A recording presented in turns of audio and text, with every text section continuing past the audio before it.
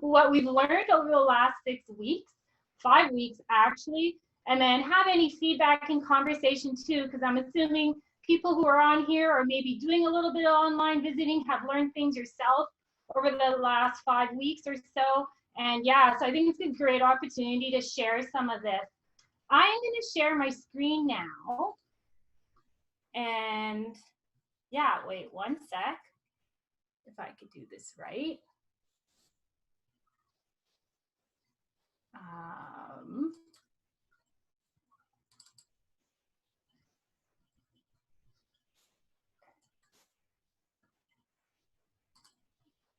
Can you see my PowerPoint? We can, Oh, right. Okay, perfect. I'm working on 2 screens. This is Annabelle here. So Colleen, Colleen. Yes. So I think we see the screen that you're seeing. Like if you can switch to the other one, it would be bigger. So this one has your notes and stuff on it. Yeah. Well,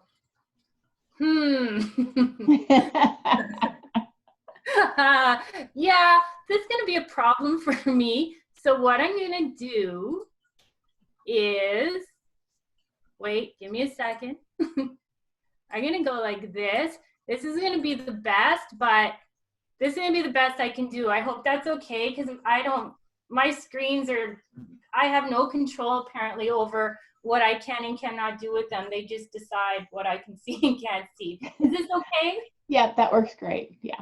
Okay. Oh, and look at that. Okay, perfect. So I'm just, okay, great. Yes. Hi, I'm Colleen. And as Lori said, I'm at the University of Saskatchewan. I have a research chair in One Health and Wellness. And I'm going to share a little bit about that. This is Annabelle. She's a therapy dog that I do a lot of work with, and I have 2 others here. And Annabelle is really tired in the mornings, and she doesn't really do a lot of work in the mornings when we're out in the community, and apparently that applies to right now as well. So we'll let her sleep, and we'll see if she comes awake at some point in the next little bit. If not, that's fine. Oh, look at that. If not, that's fine, because what you're going to see and what I'll present today, our team really is about animal welfare, being at the center of everything we do. We try our very best in working with our animals as research partners. Hey, Annabelle? All right. So I want to start by acknowledging the land and each of you in the various lands that we're sharing from the different places we're at today, and then also the animals that we share our lives with as well. And thank you so much, Lori, for this opportunity. This is really, I think, a great opportunity just to So you can see Annabelle on the screen there. Sorry, my screen over here, your screen in front of you. And this is when she's looking happy and she's doing her work out and about in the community. This is her at the university. I'm really fortunate at the U of S to work with a real stellar team here in Saskatchewan. We have Ben, who facilitates our online presence, is new to that over the last 5 weeks. Alexandria, she's really coordinating the Pause Your Stress online, and also she does this on our campus. That's the program that we call our Therapy Dogs on Campus. Mary Ellen is stepping in this week as Alexandria is away. We have 2 brand new postdocs, Dr. Holly McKenzie and, McKenzie and Lindsay Williamson. They're both co-PIs on this project. James Stephanie from the St. John's Ambulance Therapy Dog Program, where all our dogs are from. And you can see maybe here that Annabelle has her bandana on from, and Rita at Pure Health at the U of S. We work really closely with Pure Health and others who are related to our projects. We have a lot of projects going on that are therapy dog or animal-assisted intervention related, like Dr. Darlene Chalmers from the University of Regina, and she's also a handler with therapy dogs. So again, I'm going to share our experiences being online in the past 5 weeks, so hopefully some things that we've learned, others can avoid, and other things that we're doing okay, hopefully you can learn from that as well. So here's our learning objectives. We're going to review what was involved in really rapidly doing this. It was so quick, as most of you have experienced as well. not a lot of prep, but there definitely was a lot of prep when I look back and how we brought in all the projects and all our learnings into that online environment. I'm going to talk a little bit about our team's evaluation plan and the emerging research questions that have come from this so far. Really important to always be based in that evaluation, right? Which is, it's posing a struggle, again, as we're entering an online world that our team wasn't really versed in. And then we're going to reflect upon the lessons learned. Again, probably the most important part.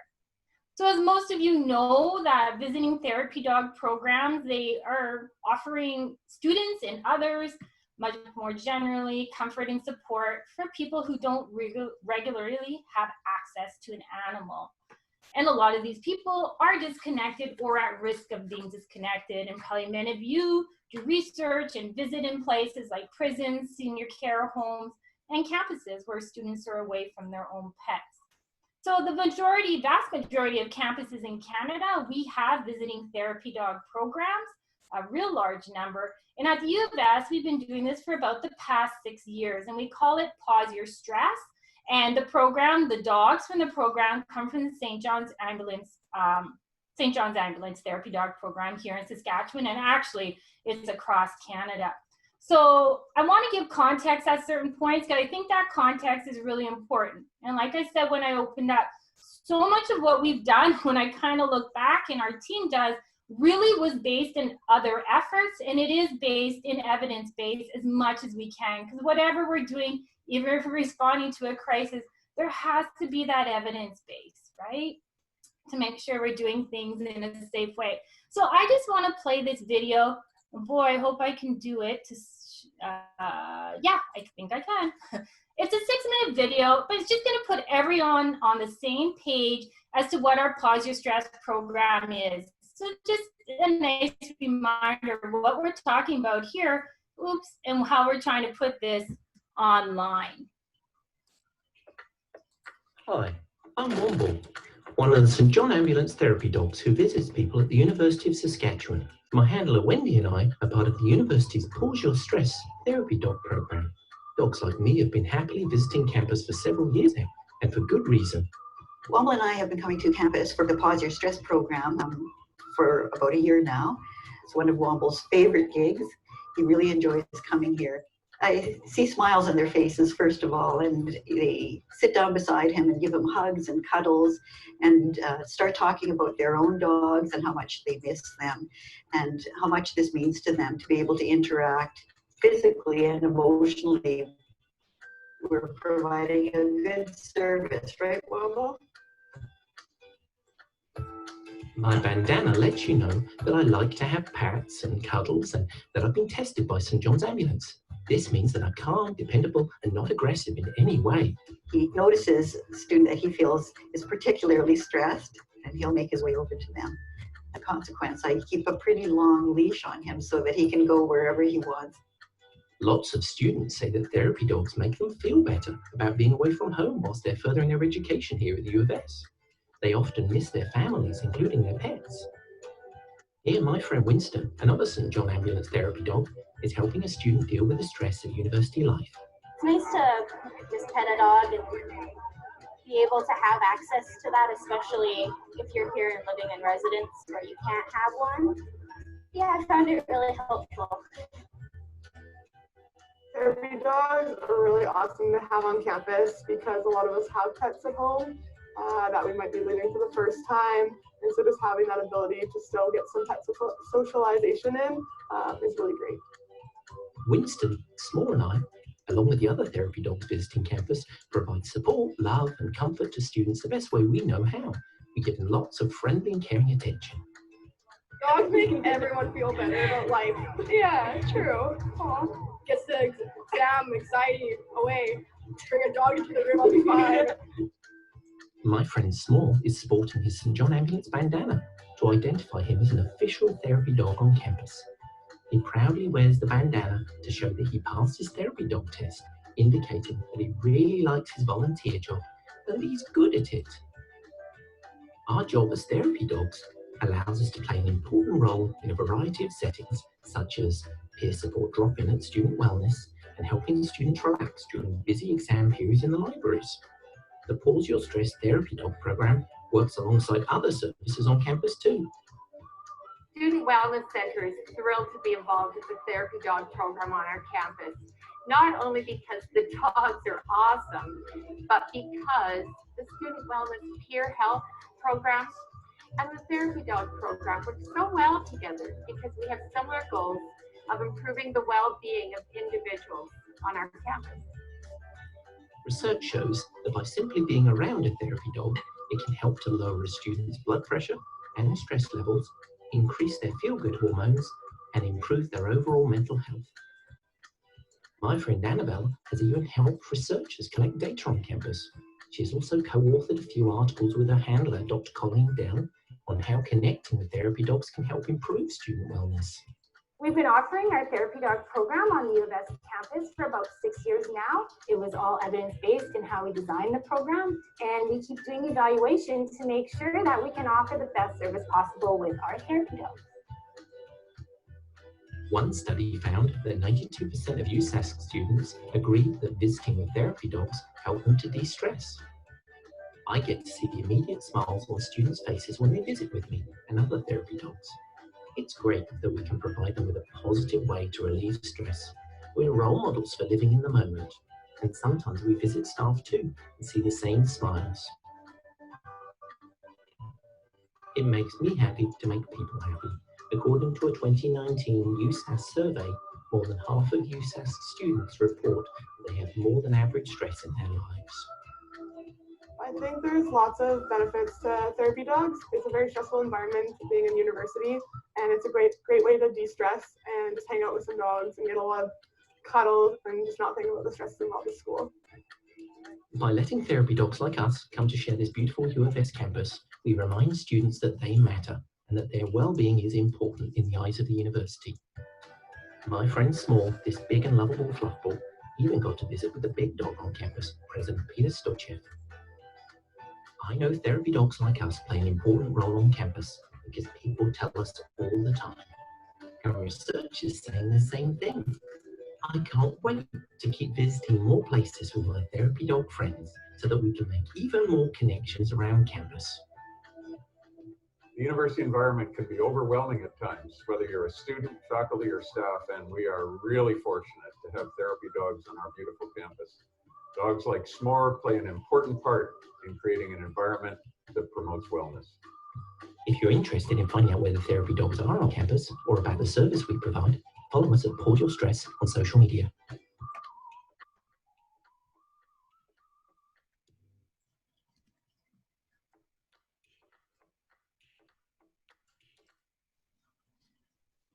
Okay.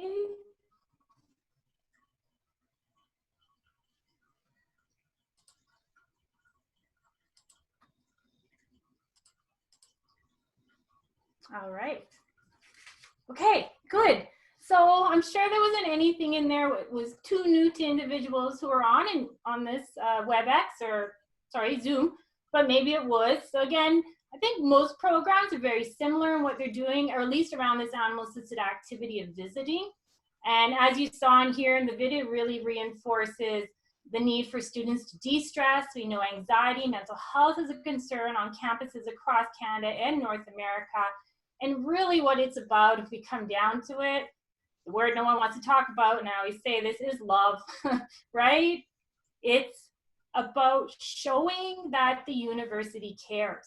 And we see in surveys that that students are feeling the university is where they, you know, they take their money, they get this degree, and there is this disconnection with bigger classes and so forth.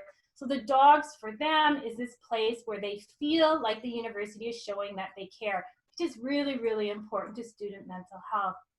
And we know this is really important now during COVID. So you see some underlying themes there. And in September, like our campus right now is closed, and in September our classes will all be online, except a couple probably health sciences classes like medicine where you can't.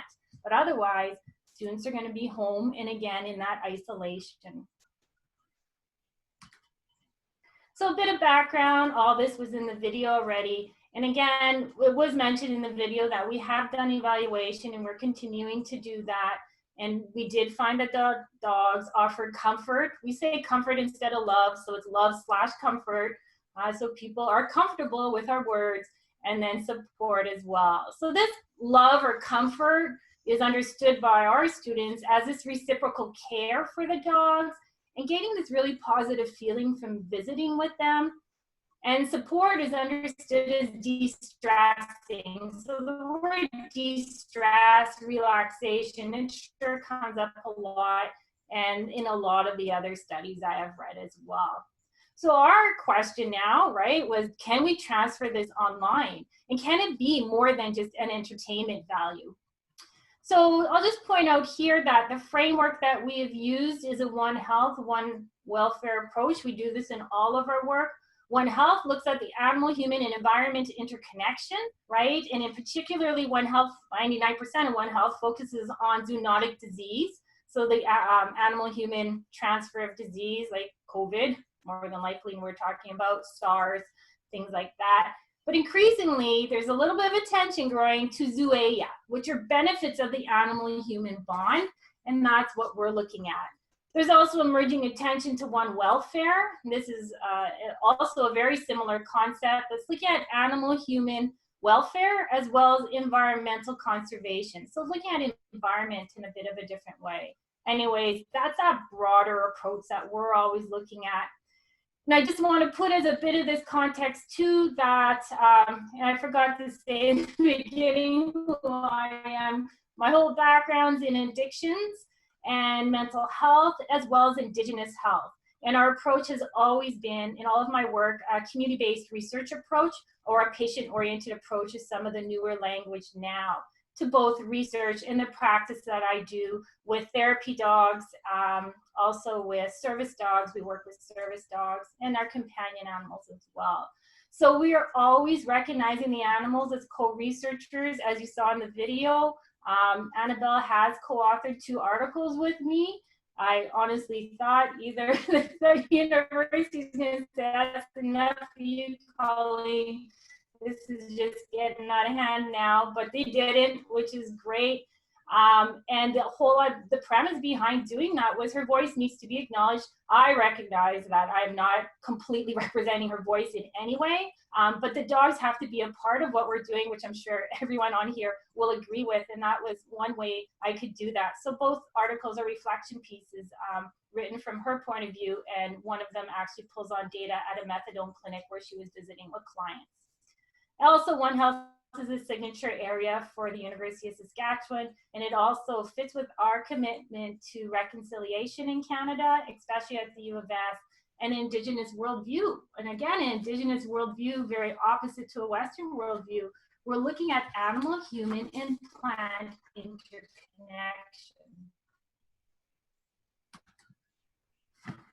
So this is our first poster.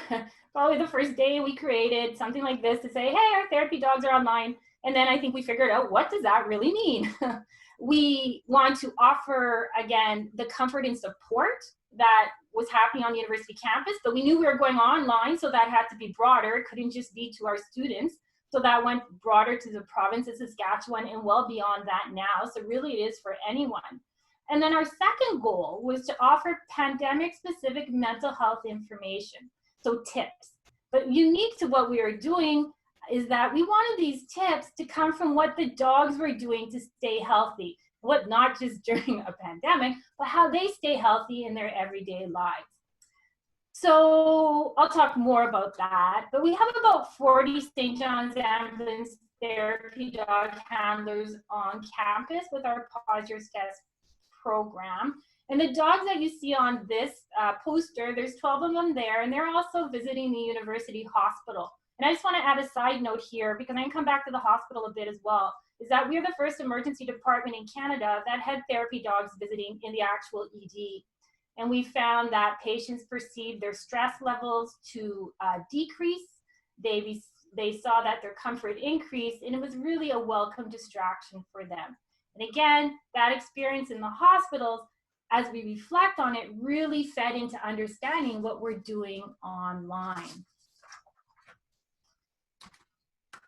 So as I just said, those were our two aims. Again, the connection and that pandemic-specific messaging, once again, from the therapy dogs, how they live their lives, what can we give as a message to humans?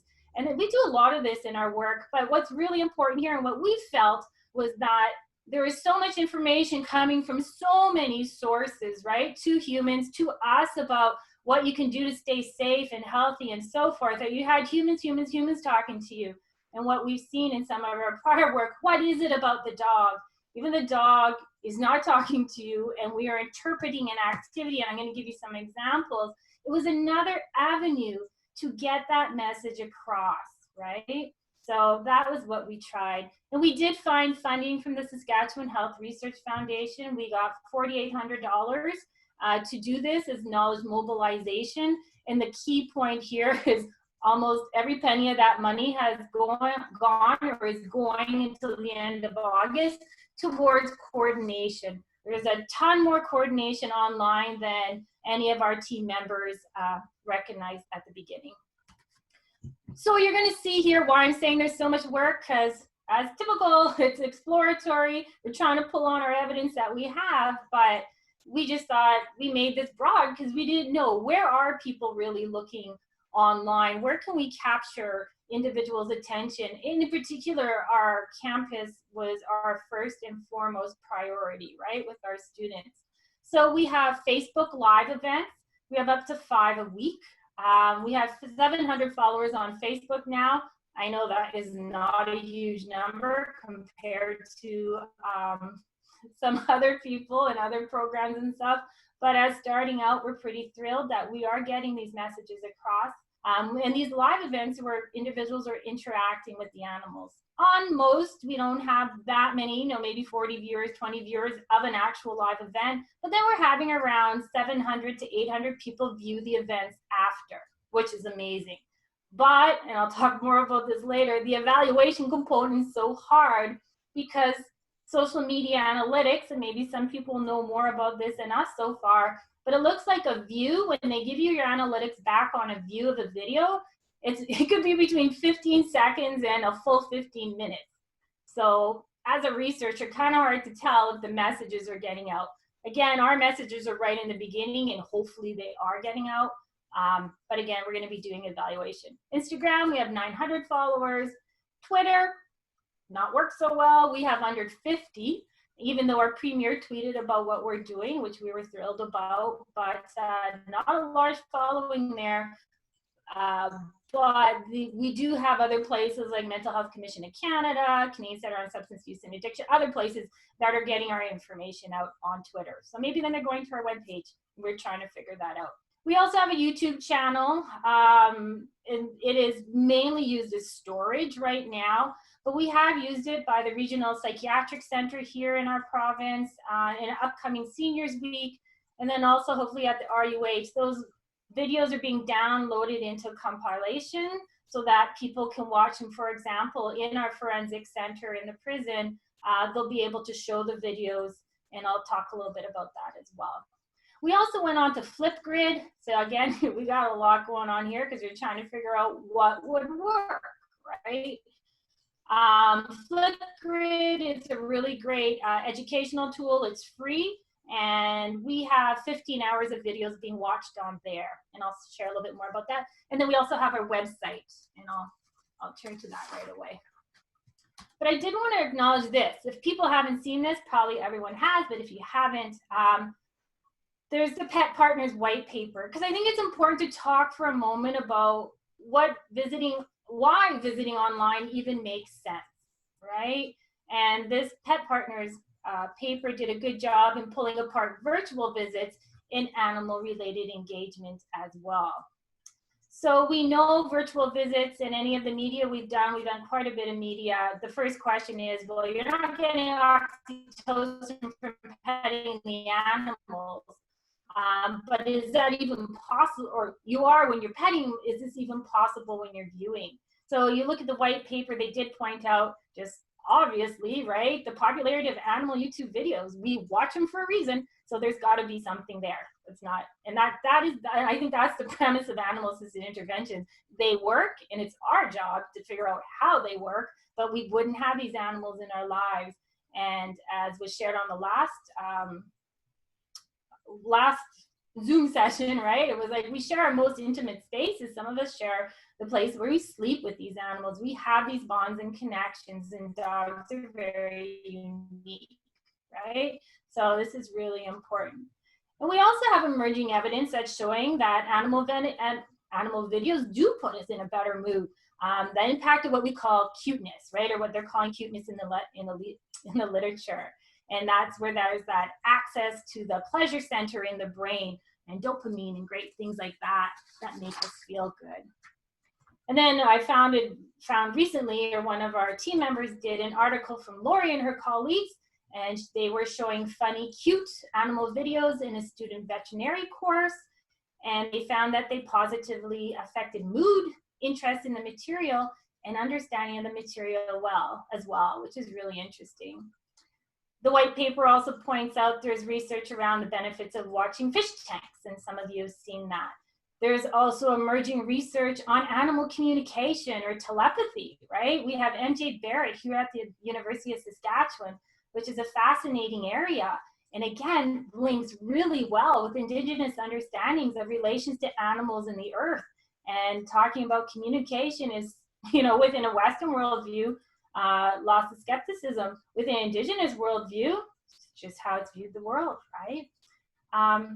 So lots of different ways to think about these virtual visits. And then we have animal related engagement, which the white paper talks about as well.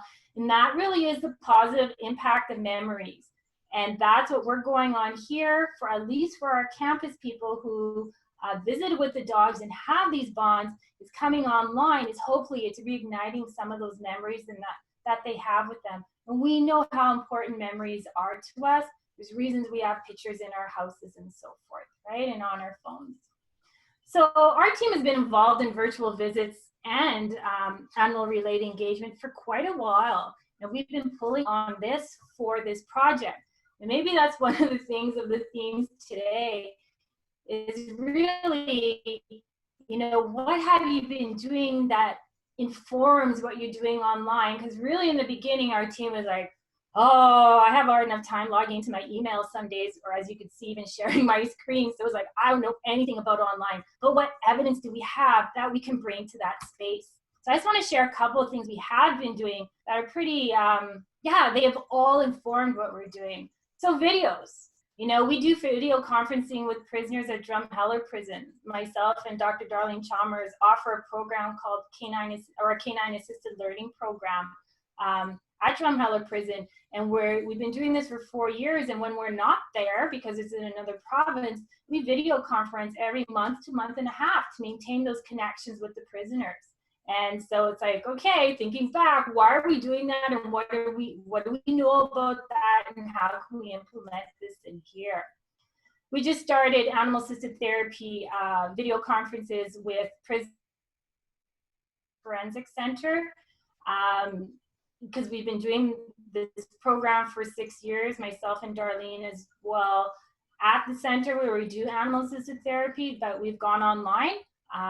And what we know working with the therapists there, that routine is so important for the prisoners right now who are in their cells, have no routine, have no access to the gym and all the things they usually have. So we're trying to emphasize routine, and Darlene did the first visit yesterday, so we're going to learn from that. And then we've had online Facebook presence for a really long time.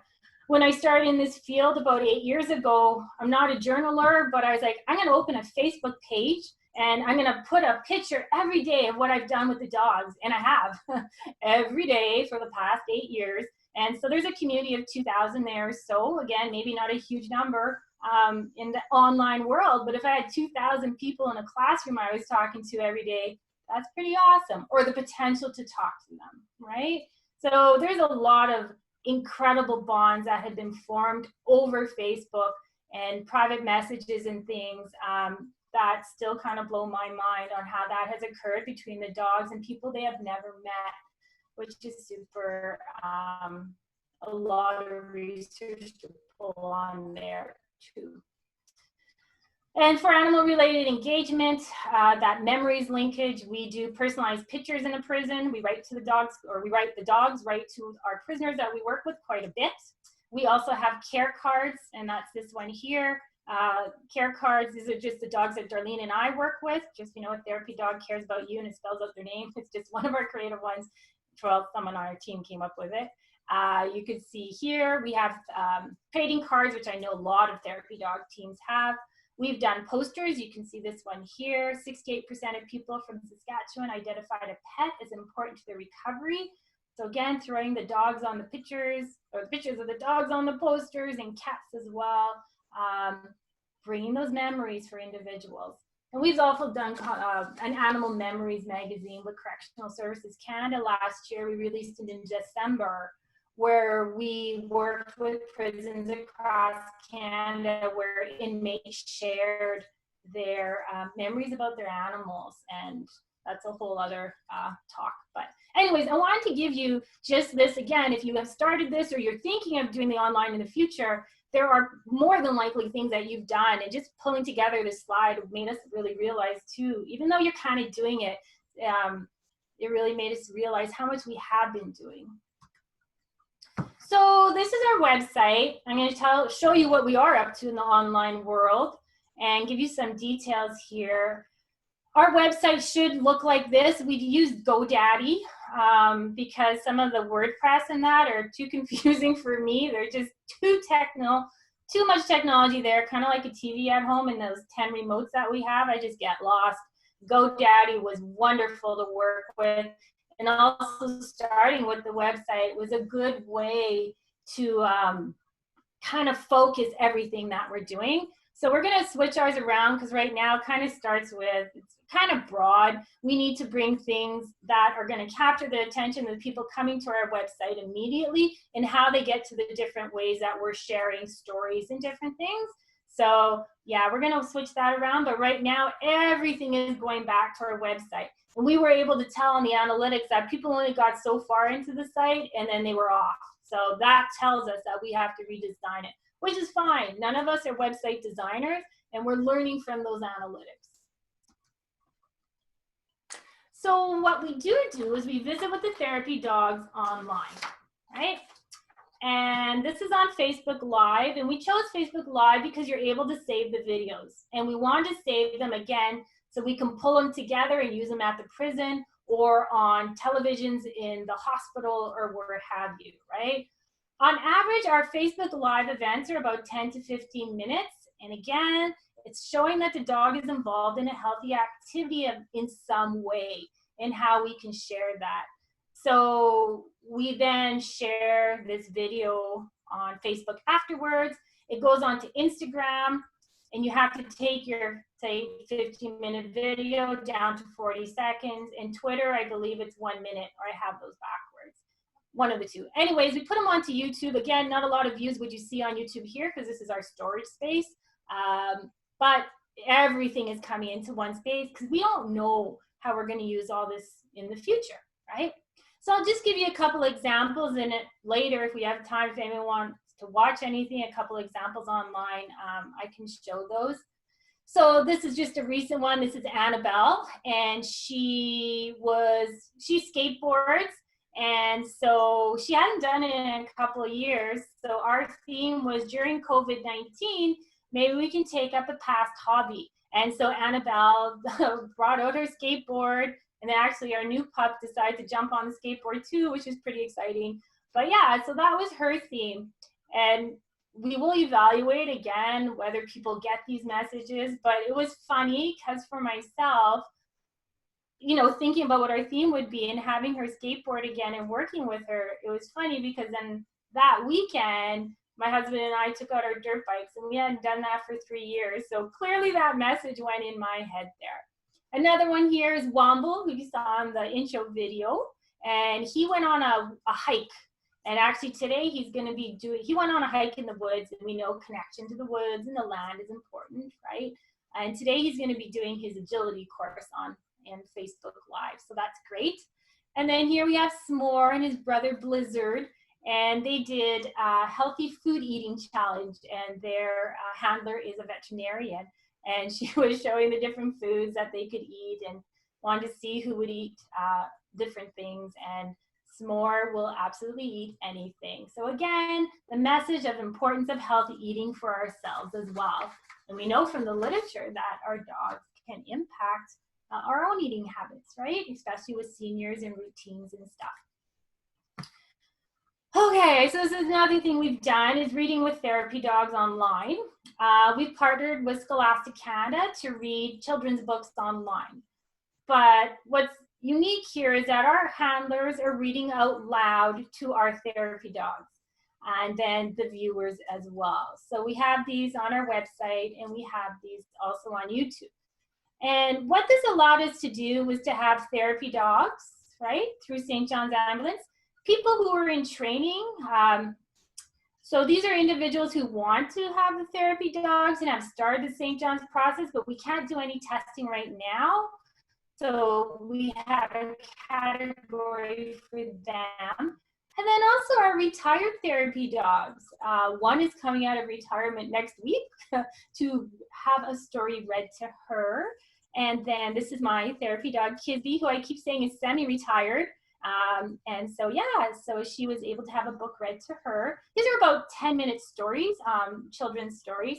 And the reason we did this, again, looking at the literature, and I know there's a lot of programs where kids read to the dogs, but we know from the literature that being read aloud to is a meaningful way to make connections. So we thought, oh, I wonder if that can happen again in that online environment. And that's why we chose what we did about the handlers reading to the dogs. And quite honestly, when I watch those videos, it's the handler bond with the dog is absolutely amazing. It's there's a lot of messaging coming out of there. It's quite beautiful. We then also have Flipgrid, which I said is this Google program. It's an educational program for schools. This was our way to involve all St. John's Ambulance therapy dogs instead of just the ones that were involved at our school. So we opened up to the province and also any special guests. So maybe there's some special guests online today who would like to do a video and you can come on to Flipgrid. We'd super appreciate that. It's really easy. You just need a Google account. And as I said, you can even see here, it's really interesting because at this point when I downloaded it, there were 9 videos and 329 views for 6.9 hours of learning, which is nice analytics for us. And I want to add in this slide because this is just some additional things that have come up that we are involved with as well. As you can see, just 5 weeks ago, let's go online. Let's just have something that just keeps growing and growing, right? But always coming back down to our goals, which is important. And then also saying no sometimes. So general public, additional things, an infographic. We're working with Canadian Centre on Substance Use and Addiction and the Mental Health Commission of Canada, creating this infographic, how can animals help? And in particular here, it's not gonna look like that, that's just the draft there. But again, relaying that the connection between humans and animals can be important in reducing stress and anxiety, making that link to substance use, why a lot of people use. And again, if you don't have a pet, you can follow some activities that are happening online with the therapy dogs. So kind of adding to all the work that's going on right now, the really good work, sharing the importance of the animal-human bond. Other things that we've done, kind of under the subtitle here of hospitals, is we have, again, these posters in hospitals in our province here, or sorry, in our city, so people can come online. We've seen cutouts, and we're looking at those right now. This is from, where is this? In Louisville, Kentucky. I forget what they call him. I think it was Henry, Flat Henry. So he's just a cutout and he's in the hospital. Our concern was around people then touching and hugging Flat Henry, because even there they're touching him. And there are some companies that have these out now that you can wash them down, but we have no control over that. Infectious disease may not be that happy if we brought these in. So we were looking at a company that makes small ones that can go on a desk. of each of our 12 dogs here that visit at one hospital in particular. So we're having discussions about that this week. And then it also said sharing videos on patients' TVs. So in the rooms right now, our patients have one free channel, because usually you have to pay for TV in our hospitals here. And on this free channel, can we have some of these videos on there? And that's one thing that we're hoping to do, and we're in discussions with that right now. And then also one-on-one visits, which I see a lot of people are doing online, which is super awesome. I love Zoom. It's so easy. I think that's a great venue if people have access to that. We have used Zoom to train our handlers, which has been really good. As I said, one-on-one visits we're starting at the Regional Psychiatric Center. We did an impromptu FaceTime with Drumheller with some of the guys who had connections with our dogs from our program there at that prison. Just a staff member brought in her cell phone, and we did a FaceTime, and it just absolutely lit up their lives for, they said, the rest of the year. So they just wanted to really see the dogs that they have these connections with. And we're doing a couple of our handlers are working with a youth group in Toronto, a drop-in center, just as a one-off. They want to visit with the dogs. And it looks like in September, like I said, we're not going to have in-person classes on our campus. So we will more than likely move to a one-on-one. The Facebook Live and things like that, unless you have a lot of coordination, a lot of this is not going to be sustainable. I know Carleton University had used Instagram because it was really easy for the handlers who were already on Instagram, and that has been really doable and sustainable, and that might be something we could look at. I want to put this slide here about therapy dog handler involvement. All of our handlers are volunteers, and just, as everyone knows, amazing individuals, right? Probably lots of handlers on this call. One of the things, a lot of people were not comfortable with the technology, which I totally understand. Also not comfortable with being video recorded. And that was a great thing about Instagram, because once you have your video up, it's gone after 24 hours. Whereas we're looking for some longevity and to use this information in another way. So there's pros and cons to everything. And again, we started with handlers we knew at the University of Saskatchewan. That was really important to us because it gave us a little bit more control, and then we opened it up. We have both a handbook where it talks about our goals, steps to get involved, suggested activities, always keep the camera on the dog, those types of things, and a suggested script as well. And then we also have a tip sheet.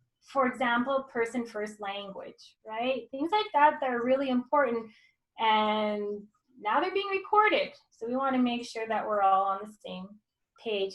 And then most people probably know about the Pet Partners Facility Guide for Virtual Visits, but I just wanted to put that back. It's a nice quick resource.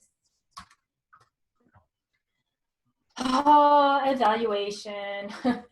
We're doing a brief combined process. Remember, those are our two goals, to that community connection, and then also sharing these dog-specific mental health self-care tips.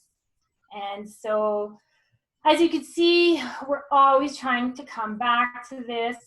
Our process evaluation questions will be like, have you accessed the videos? Which platforms? The ease of that, things like that. Could probably do that for the handlers too. And then outcome questions. They would go back to, do you feel connected, supported? Do you remember the mental health tip? Have you put that into action? So our goal is to make this really, really concise, and Lindsay on our team is working on this. Social media analytics, I'll just say a few things here. They are absolutely confusing. Like I shared with Facebook, a view can be between 15 seconds and a full entire video. Again, maybe there's a way around understanding that. So far, we got some pretty bright people on our team, and we have not figured that out. What I can tell you is out of social media, Instagram has been the most popular platform for us. For example, well, no, it's probably because that's what university students use. Our live events, Facebook Live, has been most popular amongst middle to older age women. So important to know. I know with Facebook Live sometimes too that people are showing it in other venues. For example, I know a daycare was then showing Annabelle skateboarding. So you just, you know, you might have one person, you get their analytics, but they're actually using it for something else. The same as those who are downloading like in the prison to show the prisoners, right? You can have a much broader audience and we're not able to know. Twitter, again, we had low followers. That doesn't mean others would, but it was really helpful for sharing on news media platforms, organizations, and stuff. We found that late in the afternoon or early in the evening is when we're getting the most hits. So one of our next lives we're going to do in the evening and see what happens with that. Maybe this is the most important slide and probably could have went on, but we just pulled out some things on our team that we thought we would like to pass along. So what's working well? Handler enthusiasm. Our handlers are so creative. It's so amazing to work with them as it is in person. So we're so fortunate, as all of you are as well, I'm sure. If you are working with handlers, these are amazing community volunteers.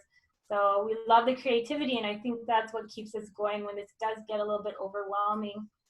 The website, I said this already, wasn't really a central place to access everything. We're going to redesign it a bit, but we're pretty proud of what we were able to put up, but now we need to make it that people actually continue on the site. So we're learning there. Working well technology, there are so many opportunities, and I probably just touched the tip, or just the tip of the iceberg with what we're doing. And I'm sure many are doing lots of other things, right? And just using things like scheduling programs so we know who's going each day of the week, right, to do their online live event for Facebook. That's important. News coverage has been great. This is a great story. The human-animal bond, in particular, if you don't have a pet, this is a place to come to with the online dogs. And that message of we care, because we do. We care a lot, and that's why we're doing this. And that is so important for people to hear right now who are isolated and quite challenged. And then I had shown the handler handbook and the resource list. This is really important too, that we keep adding to that handler handbook. So we're really kind of like how I did with Facebook, and I was able, when in the very beginning of this, like 8 years ago, working with the dogs, every day I documented what we were up to. Well, we have done that in this handbook, and I highly recommend that, because things go by and you forget what's really important so quickly. And I think especially now with COVID, sometimes my brain isn't working the best, and things are just happening so quickly. So we put it in that handbook so we don't forget to learn from that. Challenges, these are probably more important than what's working well, right? Handlers visiting online, like I said, some people are uncomfortable with the idea, probably most, and that's okay. It's totally okay. They don't want the video to be there permanently. I'm doing the online Facebook Live, and it's just, every time I think, oh my gosh, what am I doing? And I just blah, blah, blah, right? But they come off as authentic, and they come off as true, and we are there to give this message. And we just need to make sure that those messages that we're trying around the pandemic-specific mental health tips are coming across really clearly. Technology, I even see sometimes, I live in the country and it's coming up, you have limited connection. Yesterday when I did my Facebook Live, I had it on Wi-Fi, which I knew not to do. I should have been using my data, much better connection. So again, if you're asking handlers to use their data, you're asking to spend money. Some people are not comfortable with technology. Lots of people aren't. Even with the Flipgrid, some went on really quick, and others are like, I can't even find my password, so I don't want to do this. Even just locating your password, which I get, can be just the #1 barrier to moving forward, right? Coordination, I said this a lot, it sure takes a lot of time, just so much time, but we've learned along too of how to streamline some things. Facebook Live is totally on the handlers, so I would say out of, a week of So let's say we did 5 this week, probably 3 start late because something happens with technology, even though people know what they're doing. Our online reading to the dogs, the stories, they are only available until June the 30th because after that we don't have the rights with Scholastic to share those stories anymore online, but we are working with them to see if we can do that and make sure that they stay up. And I put, what is success? Can we really measure our impact? Like in the AAI field generally, sometimes, you know, we've been doing this for quite a while, not that long, but long enough just in the field generally.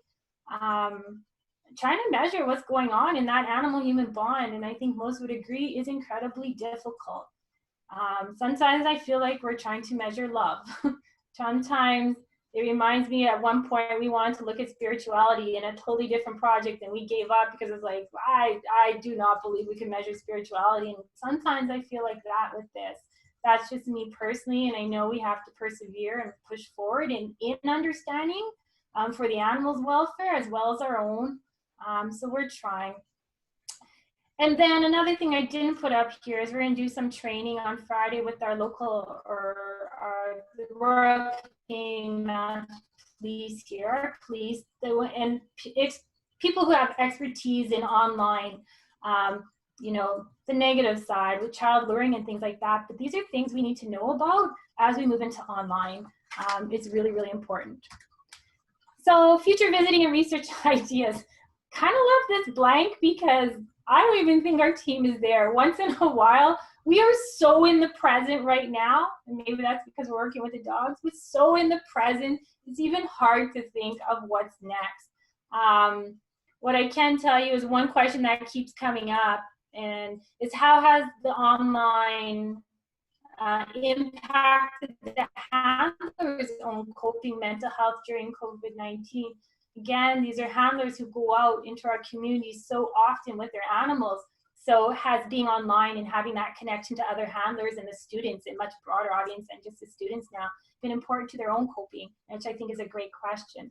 And I do just want to end here with sharing that we work with service dogs and veterans with PTSD, and we run programs and train the dogs. And in the beginning, we didn't think there was any connection between this and that project, but there absolutely is, because some of our veteran projects or programs are going online, and also we were really interested in distance peer support. So what we're learning from this is being applied to another really large grant that we have that we're super excited about. So again, maybe my message there is, you know, in the beginning, kind of into the project was like, hey, we have done a lot of this and it is informing what we're doing. And so what else can this inform on other projects we may be involved with, right? Or other services we're offering in our community. I think working with the dogs online is about being creative, and that has definitely been our experience with all of this. So again, we're really interested too in other people's experiences and happy to answer any questions. And here's Annabelle just doing some training online. Great. Thank you so much, Colleen, for your time today and for sharing your experiences. I would encourage folks, like I said, if you've got questions or comments, to put them in the group chat, and then I'll ask them of Colleen. I do want to take just a second and share my screen to mention I am going to send this information in the monthly email that I send out to all of the HAI members. But I wanted to just kind of give you a heads up, and it really speaks to the last sentiment that Colleen was talking about, is that the HAI section is going to offer 2 different types of support for AAI providers. And so the first one is basically like a support group, because I think that for many folks, this has been a huge transition and accompanied by a lot of loss, a lot of inability perhaps to have closure and relationships, and all of the aspects that come with that. And so we're actually going to try a virtual support group, and you are certainly free to sign up. So my monthly email is going to come out the 1st of June. And so you can look for that and you can sign up there. And so we're going to offer, like I said, we're calling it Yappy Hour. So support group for the AAI providers. And then there's another opportunity that's more like a working session, and this will be monthly, to really create some resources around alternative options that everybody's doing. So, so Colleen mentioned some really awesome things that she's doing, but I think other folks are doing stuff too, and really getting together and spending some time talking about what everybody's trying. I hate the idea of everybody kind of reinventing the wheel all by themselves, and so that's what this group would be. You're certainly free to join both groups, but one of them is more kind of the emotional piece, and then this one is more like an actual strategy and planning session. And the idea of that group is to end up creating kind of a resource guide for folks, because I don't think that these things are going to be going away anytime soon. So, so I'm going to stop my sharing, and then I'm going to look over here for questions and comments that came up. And one of them was if you could talk about waivers. Usually in person we have waivers, and then are you handling that in any particular way? Right now, we're not doing anything. I guess just at the prison we've just started that, so we should. That's a really good question, because we probably should change our waiver form that we already have, right? Because it's about in person. So thank you for that. Pero aquí ya cambié y puse que fuera mi audio y dijo que no, que tenía problema. Queda que restart. So yeah, we're gonna have to change that. Oh, Colleen, I just muted you. I'm sorry. Can you unmute you? Because I muted everybody. That's okay. Yeah, so I don't know if anyway, so that was a really good point. I'm thinking the ones that we do at the prison right now, it's just in person, so we have to change our form. So thank you. I never even thought about that. For the question, I think it was around on campus in doing the one-on-one, because you usually have someone sign a waiver form, if I'm reading the question right. And that's a really good point. We don't, but that might be something we want to do. And I was just even thinking around if we are using Zoom, because you can record it, right? So I think we need to have like a little disclaimer, maybe however that comes up, that goes to the student once they sign up and said, you cannot take pictures, we won't take pictures, we won't record, like all of those things. And I was just thinking the other day where we had this impromptu Facebook with some of the prisoners at Drumheller, this whatever video